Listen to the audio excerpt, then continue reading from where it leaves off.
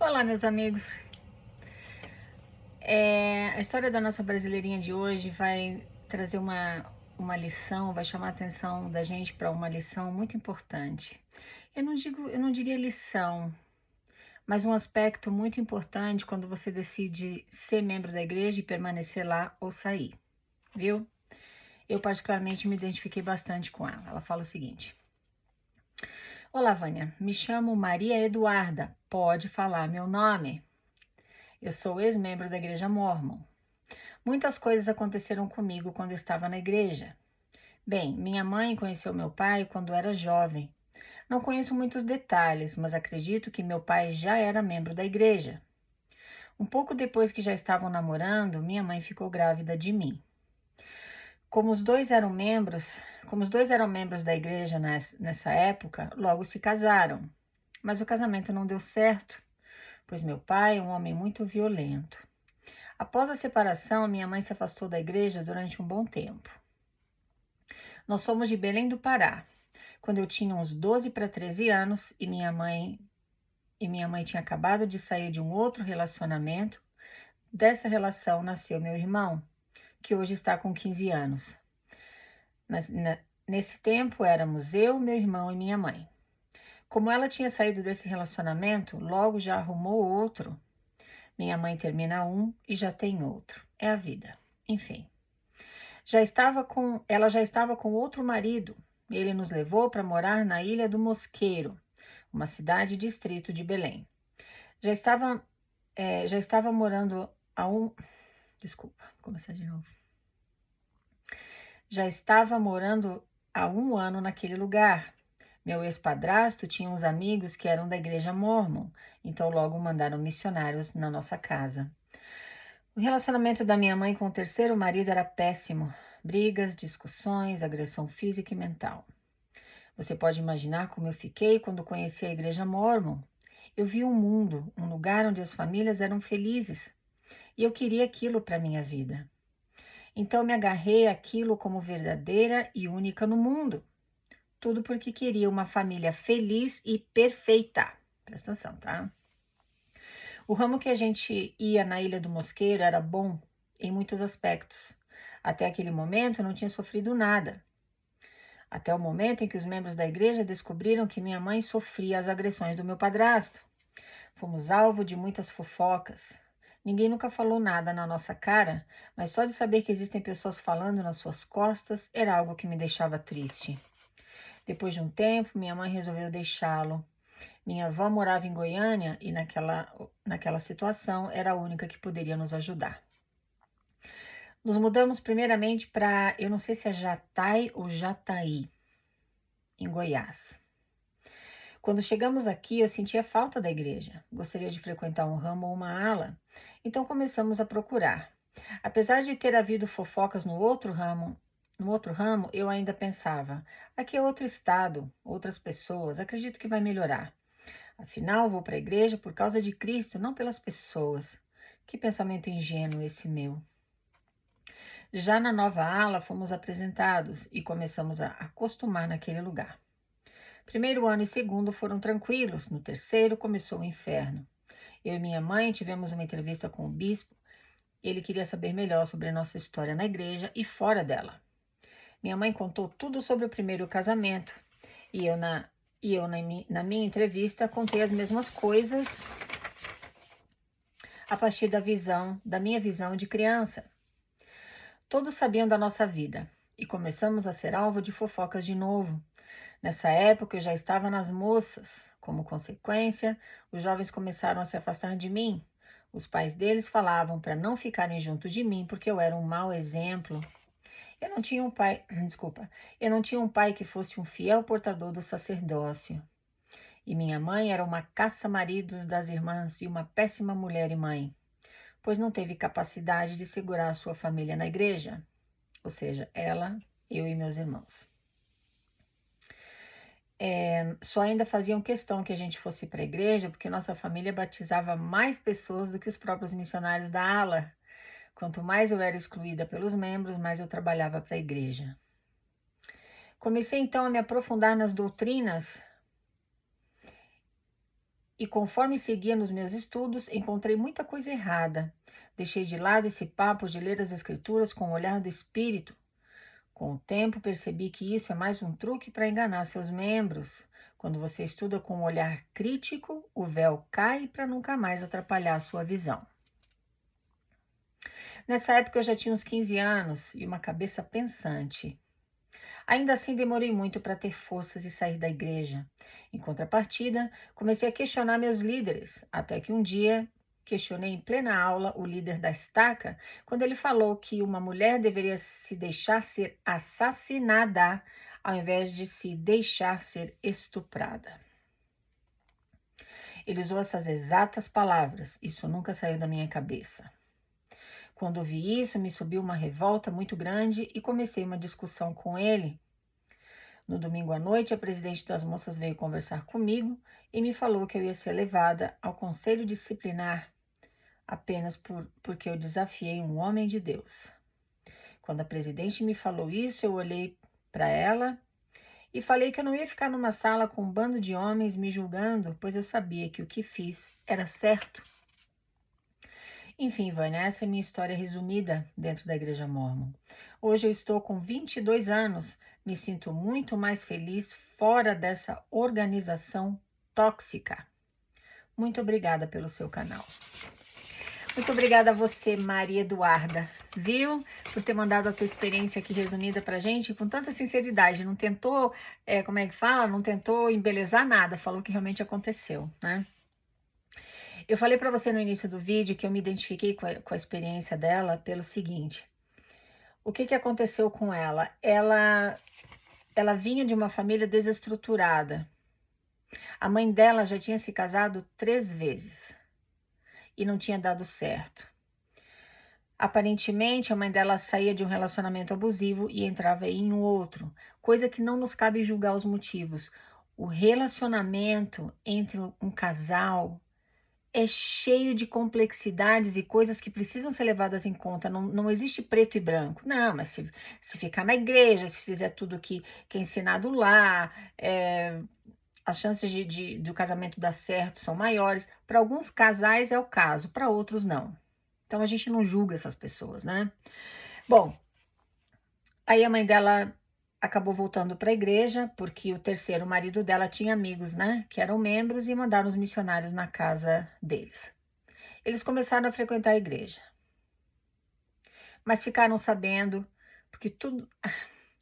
As coisas vazam, né? As coisas que você conta ali no bispado, que você acha que vão ficar entre você e o bispo, elas vazam, viu? A grande maioria delas. Então, os membros da ala acabaram ficando sabendo que ela sofria agressões físicas dentro de casa. E começaram as fofocas. E a nossa querida se sentia mal com isso. Mas ela continuava indo para a igreja. Por que será? Olha o que ela fala aqui no... Ela fala assim: quando conheci a igreja Mormon, eu vi um mundo, um lugar onde as famílias eram felizes. Eu queria uma família feliz e perfeita. Claro que família perfeita não existe, a gente sabe disso, né? Mas na visão dela de jovem, de adolescente, ela achava que aquelas famílias eram perfeitas, pelo menos comparadas à situação familiar que ela havia tido. Claro que na cabecinha dela eram perfeitas. Por que eu me identifiquei com ela? Porque, como eu já falei para você aqui outras vezes, a minha mãe, o meu pai, ele era alcoólatra. Então, a minha infância foi extremamente traumática e totalmente desestruturada. Quando eu conheci a igreja, logo que a minha mãe se divorciou dele, eu olhei aqueles homens que não tinham cheiro de bebida alcoólica, não tinham cheiro de cigarro, que era o cheiro que predominava dentro da minha casa, principalmente vindo do meu pai. E eu vi aquelas famílias bem vestidas, sorridentes, os homens tratando bem a esposa, os filhos, e eu pensei, é isso que eu quero para mim. Então eu entendo exatamente como ela se sentiu. Isso é padrão de compromisso, viu? Missionários são treinados a falarem assim. Mas eu tô sendo sincera contigo.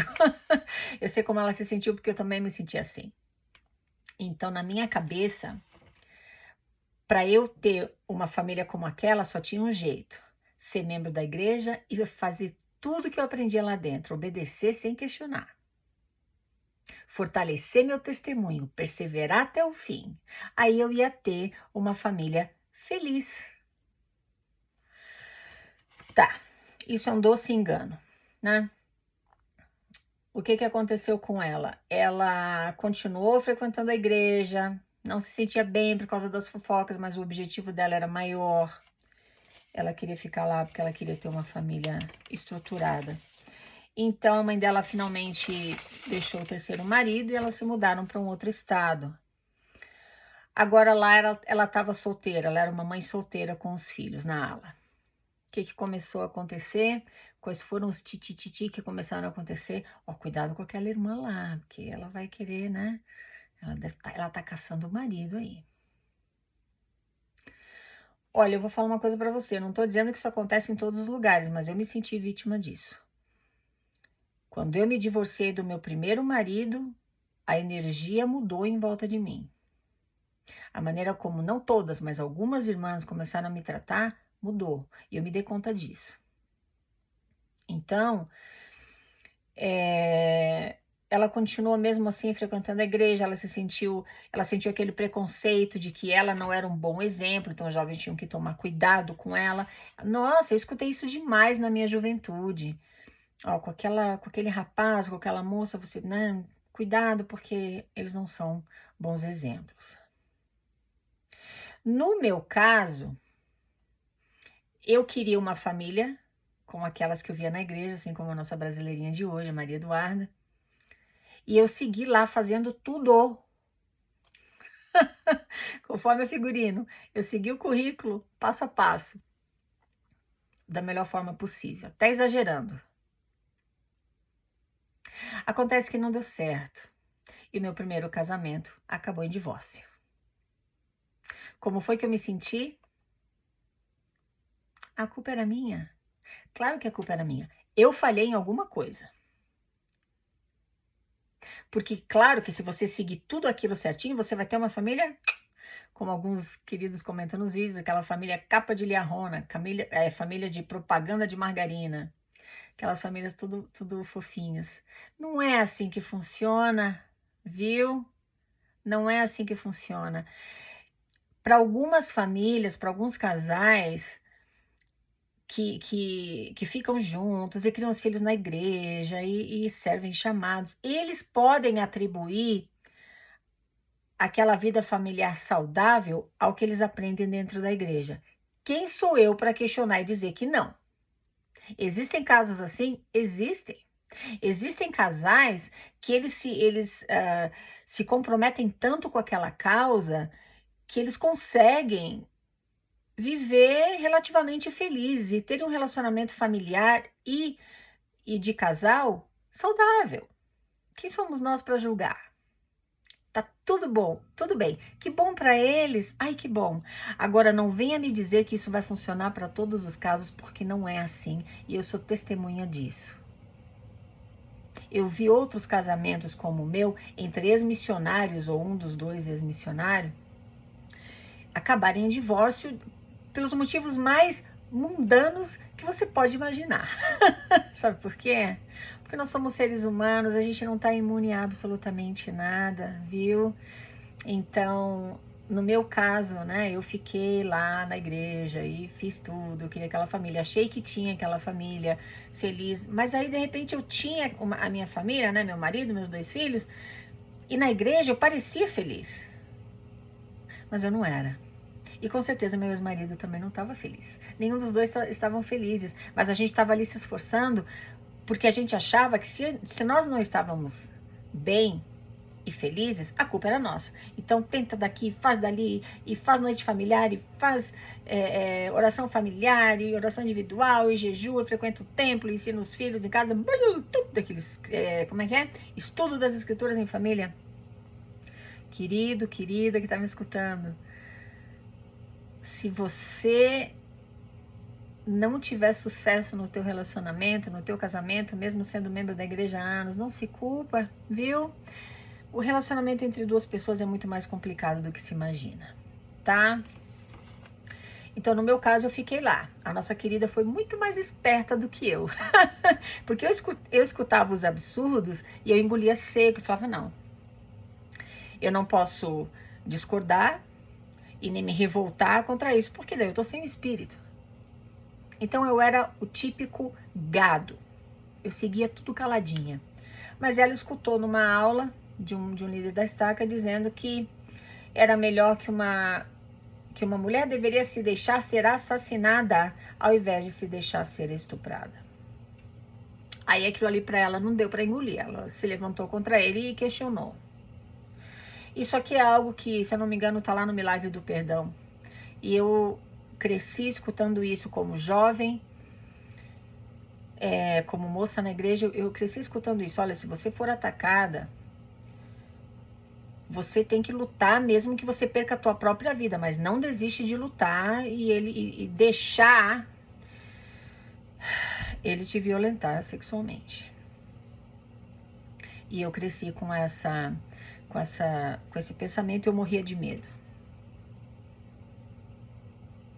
Isso é um absurdo. Para começar, você não deveria jamais ser colocado numa posição em que você tem que escolher entre a tua virtude e a tua própria vida. Agora, se uma mulher é colocada numa situação como essa, cabe só a ela decidir o que fazer naquela hora, porque ninguém se prepara para isso. Agora, um homem chegar e falar e ensinar essas coisas, teve até um presidente da igreja que falava assim, que ele preferia ver a filha dele, que na época era adolescente, enterrada viva, do que vê-la perder a virtude. Ou saber que ela perdeu a virtude. O nome disso? Fanatismo. Fanatismo religioso. A tua vida é muito mais preciosa do que a tua pureza moral. Então, a nossa querida acabou se levantando, ela começou a estudar algumas doutrinas e viu coisas que ela achou erradas e começou a pensar com senso crítico, né? Começou a pensar por ela mesma e decidiu que aquilo não era para ela. Hoje ela está com 22 anos e se sente muito mais feliz fora dessa organização tóxica. Então, o que eu sempre falo para você aqui, eu vou continuar repetindo. Seja qual for a igreja que você está frequentando, está feliz de verdade, genuinamente feliz, se sente seguro, se sente bem, fica lá, né? Respeita as outras pessoas que não querem as mesmas coisas que você. Não julga, não aponta o dedo, não faz fofoca, fica na tua, cuida da tua vida. Agora, você que está frequentando a igreja e está arrastando corrente, está infeliz, não está bem no casamento, não está bem pessoalmente, sejam lá quais forem os motivos, mas você só está ficando lá, você só está frequentando, né? Você só continua lá e continua frequentando por medo de sair, porque afinal de contas aquela é a única igreja verdadeira, e agora se você sair, você vai estar pecando, você vai estar negando o testemunho de Jesus Cristo. Eu tenho uma notícia para te dar. Aquela igreja não é verdadeira coisíssima nenhuma. É sobre isso que a gente conversa aqui neste canal. E eu tenho fontes de pesquisa aqui, caso você queira estudar. Porque se você está infeliz, como a nossa brasileirinha de hoje estava, vale a pena você estudar e você se inteirar do tipo de organização com a qual você está lidando e a qual você está se dedicando. E ver se vale a pena. Tem muita coisa boa aqui fora, muita coisa boa. Tem seres humanos maravilhosos, tem conhecimento, tem como é que eu posso te dizer? Tem outras verdades, inclusive sobre a tua igreja. Que se a gente tiver acesso a essas verdades e a gente abrir a mente para elas, a nossa vida pode ser muito mais, se tornar muito mais leve e a gente pode encontrar a verdadeira felicidade. Dentro ou fora de igreja, bora ser feliz e respeitar uns aos outros. Não tenta tirar quem tá lá dentro e jura que tá bem e que tá feliz. Deixa lá dentro, não mexe. E você que tá lá dentro, aprende a respeitar quem tá do lado de fora, porque você não é melhor do que nenhum de nós, definitivamente. É isso aí. Muito obrigada por me escutar, meus queridos. Falamos na próxima. Tchau, tchau.